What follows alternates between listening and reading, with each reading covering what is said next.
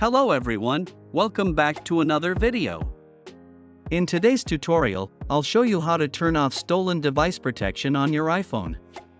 This feature, also known as activation lock, is part of the Find My iPhone service and is designed to protect your device if it's lost or stolen. First, open the Settings app on your iPhone and navigate to Face ID and passcode. Enter your passcode to proceed. Next, scroll down and tap on Stolen Device Protection.